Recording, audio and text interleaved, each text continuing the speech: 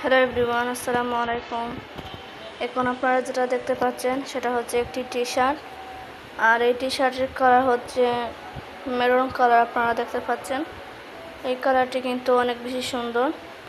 আর এটা ছেলেদের টি শার্টের হাতা হচ্ছে শর্ট হাতা, আপনারা দেখতে পাচ্ছেন।